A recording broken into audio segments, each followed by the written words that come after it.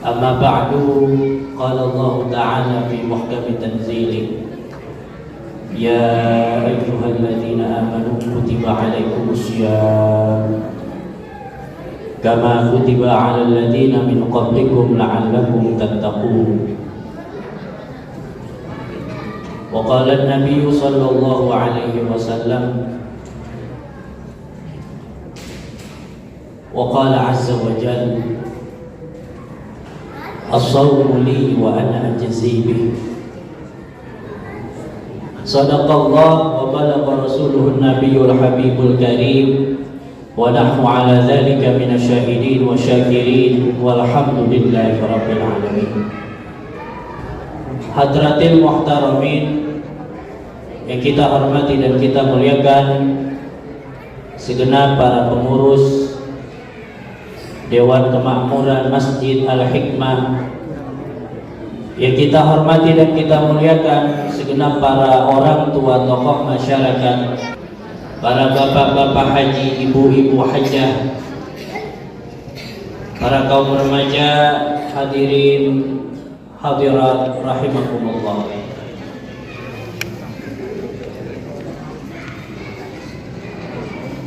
Rasulullah sallallahu alaihi wasallam mengatakan di dalam sebuah hadis di dalam kitab Sahihul Muslim, kata Rasulullah, nanti di akhir zaman ada umatku yang syahidnya di bawah Hamzah bin Abdul Muttalib. Di akhir zaman nanti ada seorang pengikut setia baginda Nabi Muhammad sallallahu alaihi wasallam yang dia disebutkan, disandingkan, dipersatukan namanya dengan nama Hamzah bin Abdul Muttalib, paman baginda Nabi. Hamzah bin Abdul Muttalib ini syahid tertinggi di mata Rasulullah sallallahu alaihi wasallam. Sebab ketika perang dia yang diincar sama Hindun. Bahkan ini paman Rasulullah dimutilasi. Setelah dimutilasi, salah satu bagian daripada tubuhnya dimakan oleh Wahsy Al-Gojo yang diperintahkan Hindun untuk membalas kematian daripada suaminya.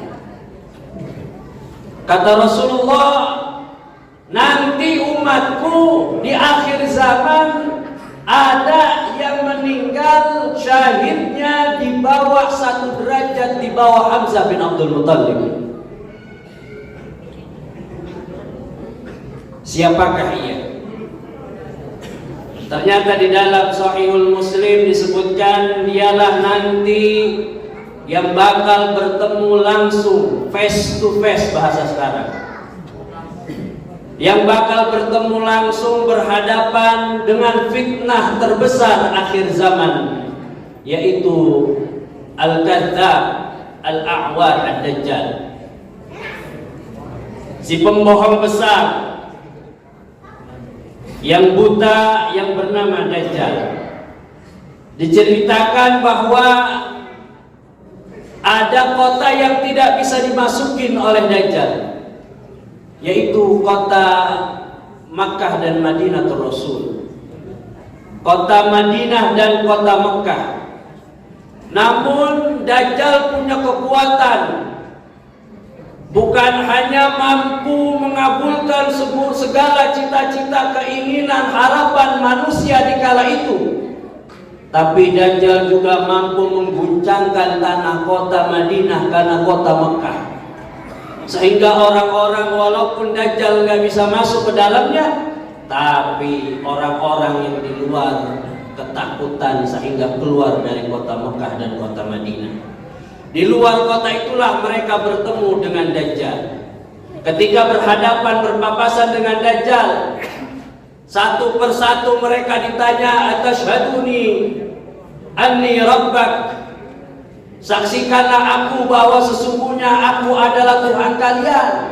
kata Dajjal. Sebab apa? Sebab memang Dajjal bisa mampu untuk mengabulkan segala permintaan.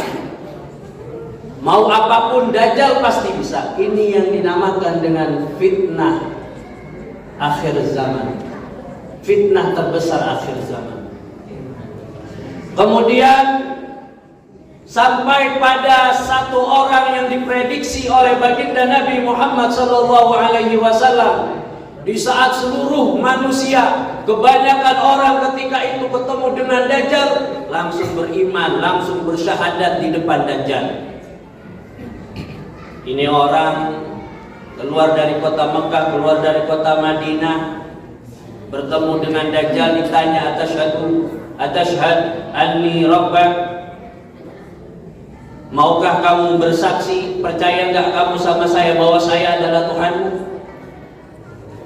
Apa kata itu orang? La, wallahi annaka al-a'wal al-kazzab ad-dajjal.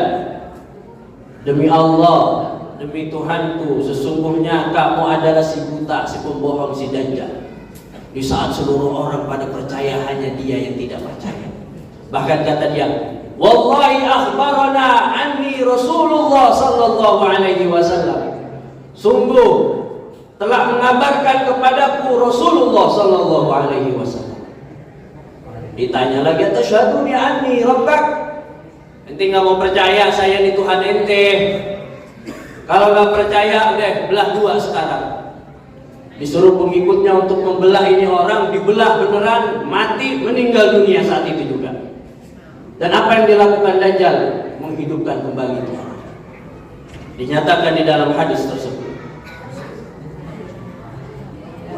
Ketika hidup ditanya, ente mati, ente ane matiin, ente ane hidupin. Sekarang ane tanya, atashhad anni rabbak, percaya nggak sekarang saya ini adalah Tuhan gak kamu?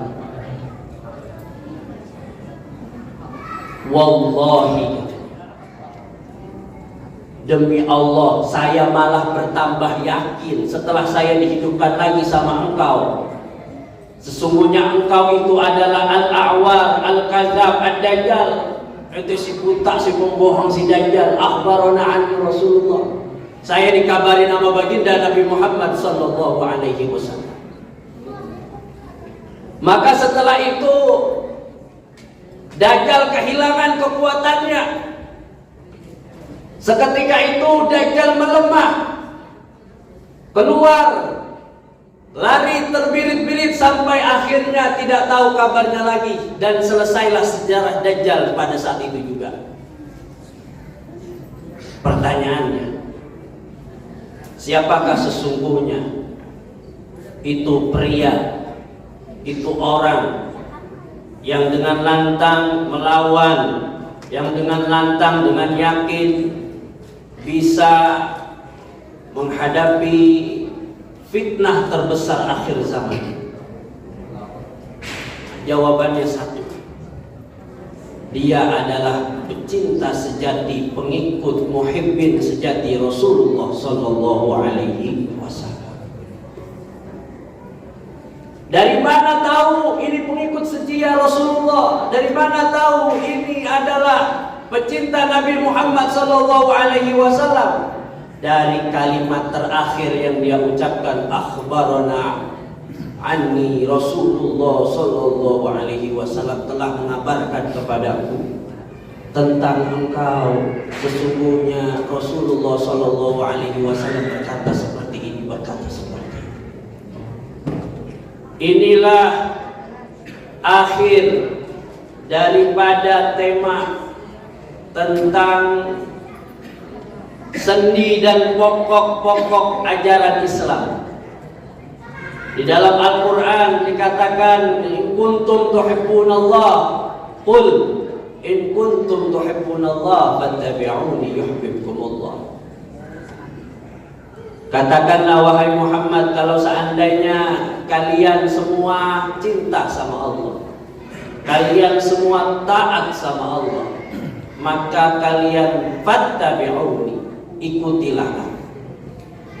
ikutilah baginda Nabi Muhammad sallallahu alaihi wasallam.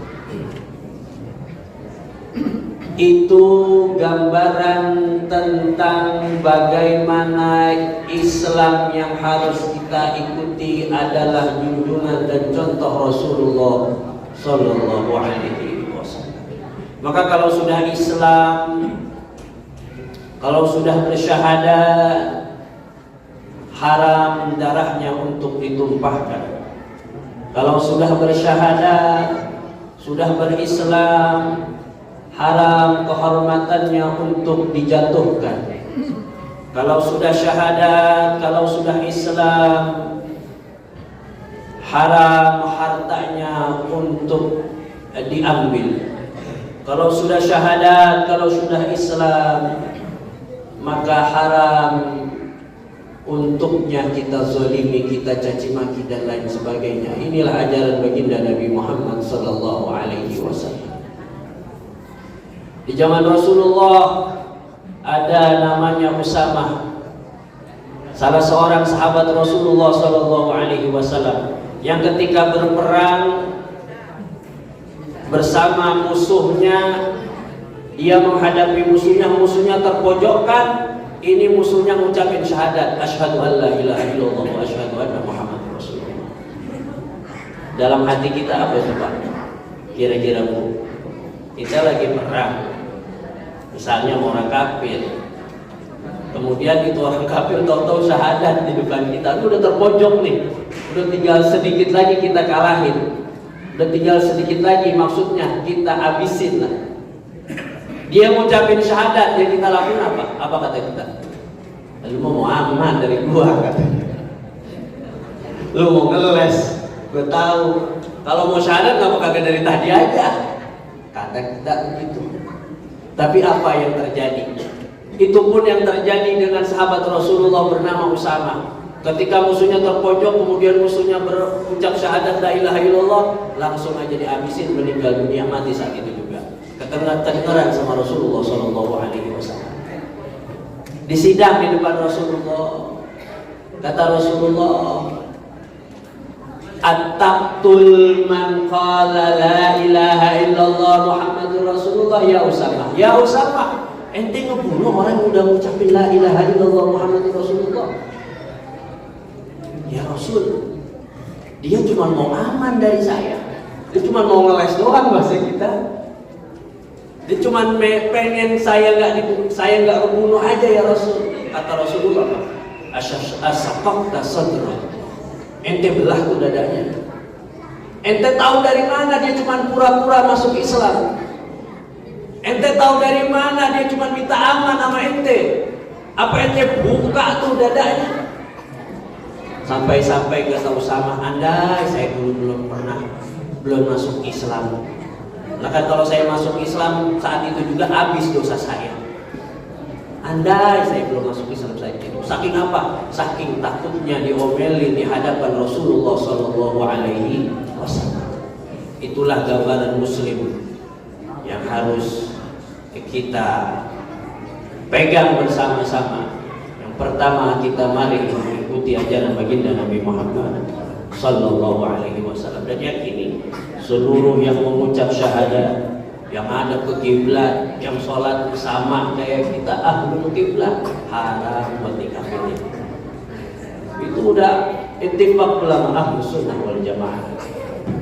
Kalau tidak meyakinkan dia benar-benar nyembah, misalnya sampai-sampai ulama tuh ada orang muslim masuk, mohon maaf, ke gereja, ya. Ada orang muslim pakai salib, ini pakai masih salib aja belum boleh tuh dikatakan, oh dia orang kafir tuh nggak boleh. Emang yang berhak nentuin dia kafir, dia muslim siapa? Bukan kita. Pengadilan ada prosesnya, nggak sembarangan. Sebab kalau udah orang kita bilang kata kafir, maka warisannya nggak boleh diwarisin. Kalau orang kita udah bilang dia kafir, maka kuburannya kagak boleh di tempat kita. Ada konsekuensinya, maka kalau konsekuensi itu ada, maka dibikin yang namanya pengadilan agama. Oh, dia misalnya ketahuan udah gak mau masuk Islam, kemudian dia terang-terang murtad, itu biar serahkan kepada urusan agama. Hadirin jamaah yang dimuliakan oleh Allah Subhanahu wa taala. Mudah-mudahan manfaat pada kesempatan malam hari ini. Kurang lebih mohon maaf. Jangan lupa membayar zakat. Hadallahu wa iyyakum ajma'in. Wassalamualaikum warahmatullahi wabarakatuh.